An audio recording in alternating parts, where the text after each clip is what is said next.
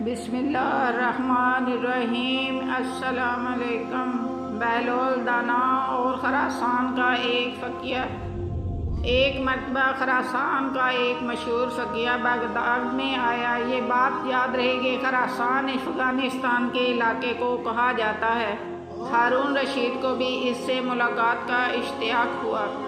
اس نے فقیہ کو دربار میں بلایا، گرم جوشی کے ساتھ اس کا خیر مقدم کیا، بڑی قدر و منزلت کے ساتھ اپنے ساتھ بٹھایا۔ فقیہ اس عزت افزائی پر پھولے نہ سما رہا تھا اور ہارون اپنے علم کی داغ بٹھانے کی کوشش کر رہا تھا۔ اچانک ہی بہلول کہیں سے پھرتے پھراتے دربار میں آ نکلے۔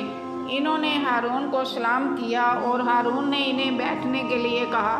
فقیہ نے ان کا معمولی لباس اور بوسیدہ گدڑی اور دھول میں اٹی ہوئی جوتیاں دیکھی تو حیرت سے پوچھا، آپ بہت مہربان اور فراخ دل ہیں کہ معمولی لوگوں کو بھی اپنے دربار میں جگہ دیتے ہیں۔ بہلول اپنی جگہ سے اٹھے اور اپنا عصا کھٹکاتے ہوئے بولے، قبلہ گستاخی ماغ، آپ اپنے اس ناقص علم پر اس قدر مغرور کیوں ہیں؟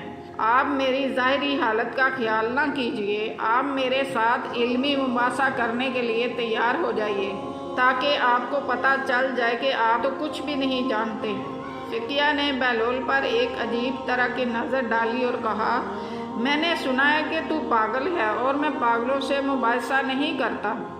میں نے کب کہا میں پاگل نہیں ہوں؟ میں تو اپنے پاگل پن کا خود اقرار کرتا ہوں، مگر آپ ہیں کہ آپ کو اپنی کم علمی کا پتہ ہی نہیں۔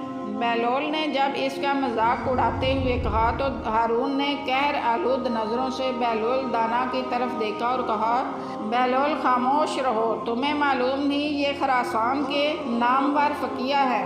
بہلول نے بڑے اطمینان سے جواب دیا، اسی لیے میں چاہتا ہوں کہ مجھ سے یہ علمی مباحثہ کر لیں۔ ہارون بھی علمی مباحثوں اور مناظروں کے بڑے شوقین تھے۔ وہ اس فقیہ سے بولے، کیا مذائقہ ہے کہ اگر بہلول دعوت دے رہا ہے تو قبول کر لینی چاہیے اور اس کے ساتھ ایک مباحثہ کر لو۔ فقیہ نے کہا، تو پھر میری ایک شرط ہوگی۔ ہارون نے کہتے ہوئے اجازت دے دی، اجازت ہے، تم جیسی شرط چاہو طے کر لو۔ فقیہ نے کہا، میں بہلول سے ایک معمہ پوچھوں گا، اگر اس کا درست جواب دیا تو میں اسے 1000 اشرفیاں دوں گا اور اگر یہ ناکام رہا تو مجھے 1000 اشرفیاں دینے کا پابند ہوگا۔ بہلول مسکرا دیا، پھر تحمل سے بولا، ہم فقیروں کے پاس مال دنیا کہاں ہے؟ ہاں، میں خود کو آپ کے سپرد کرتا ہوں کہ آپ ایک غلام کی طرح مجھ سے کام لے لیں اور اپنی 1000 اشرفی پوری کر لیں، اور اگر میں 1000 اشرفی جیت گیا تو وہ نادار اور محتاجوں کا حصہ ہی ہے کہ امیر المومنین حضرت علی مرتضیٰ رضی اللہ عنہ فرماتے ہیں، جہاں بھی دولت ضرورت سے زیادہ ہے وہاں یقیناً کسی حقدار کا حق ضائع ہو رہا ہے۔ فقیہ نے بڑی بلند آواز سے کہا، مجھے منظور ہے، اور کیا تم تیار ہو کہ میرا معمہ حل کرو؟ بہلول نے کہا، بالکل، کیوں نہیں، پیش کیجیے۔ فقیہ نے ہارون سے بھی اجازت چاہی، علی جا، میں آپ سے بھی اجازت چاہتا ہوں۔ ہارون نے اجازت دے دی تو فقیہ نے معمہ پیش کیا، ایک عورت اپنے گھر میں اپنے شرعی شوہر کے ساتھ بیٹھی ہے۔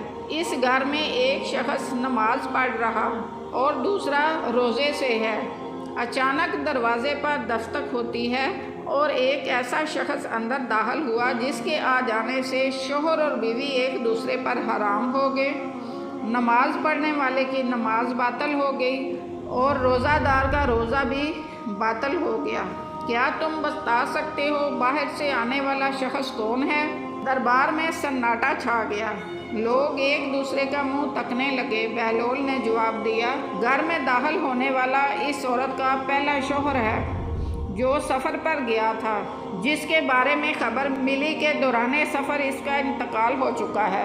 اس عورت نے حاکم شرع کی اجازت سے اسی مرد سے عقد کر لیا تھا جو اس کے برابر بیٹھا ہوا تھا۔ انہوں نے 2 اشخاص کو اجرت دی کہ وہ مرحوم شوہر کی قضا نمازیں اور روزے رکھیں گے۔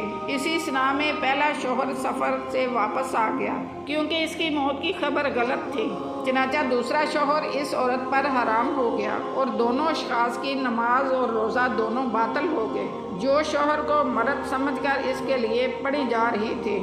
مرحبا مرحبا، بہت خوب بہلول، بعض اوقات تمہاری دیوانگی تو فرزانوں کو بھی مات دے جاتی ہے۔ خلیفہ ہارون نے بہلول کی خوب ستائش کی، باقی وزیر اور امیر بھی داد تحسین دینے لگے۔ شور کچھ کم ہوا تو بہلول کہنے لگے، عالی جا، مجھے بھی اجازت ہے کہ میں حضرت فقیہ سے ایک سوال کروں؟ ہارون نے کہا، ہاں ہاں اجازت ہے۔ بہلول نے فقیہ سے پوچھا، کیا آپ تیار ہیں؟ بالکل، ضرور پوچھو۔ فقیہ سے بڑی نحوست سے جواب دیا تو بہلول نے کہا، فرض کریں کہ ہمارے پاس ایک مٹکا شیرہ اور ایک مٹکا سرکہ موجود ہے۔ ہم اس سے شکنجبین تیار کرنے کے لیے ایک پیالہ سرکہ اور ایک پیالہ شیرہ مٹکوں میں سے نکالتے ہیں، دونوں کسی ایک برتن میں ملا دیتے ہیں اور بعد میں پتہ چلتا ہے کہ اس میں تو ایک چوہا مرا ہوا پڑا ہے۔ کیا آپ بتا سکتے ہیں کہ وہ مرا ہوا چوہا سرکے کے مٹکے میں تھا یا شیرے کے مٹکے میں سے تھا؟ ہارون بہت محظوظ ہوا، اہل دربار بھی مسکرائے، سب کی نگاہیں فقہ پر لگی ہوئی تھی کہ وہ اس معمہ کو کس طرح حل کرتا ہے۔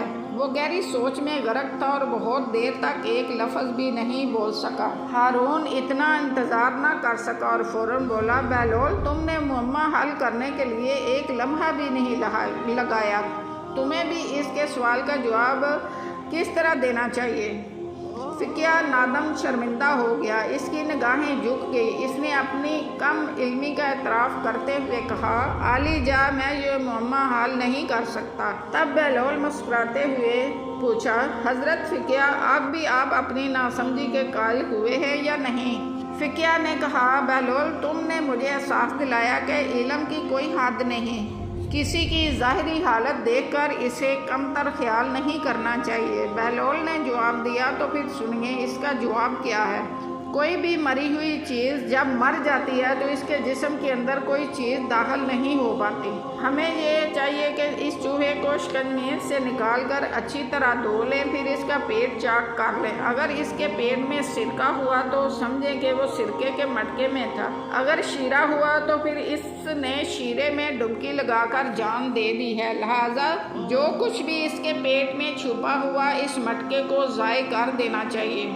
اہل دربار اش اش کر اٹھے۔ ہارون بہت محظوظ ہوا، اس نے بہلول کو آفرین کہی۔ فقیہ نے سر جھکایا اور 1000 اشرفی اس کے سامنے ڈھیر کر دی۔ بہلول نے تمام اشرفیاں سمیٹ کر اپنی جھولی میں ڈالی اور محل سے باہر نکلتے ہی اسے ضرورت مندوں میں بانٹنے لگا۔ جب وہ اپنے بسیرے کے مقام پر پہنچا تو اس کی جھولی خالی ہو چکی تھی۔ جزاک اللہ۔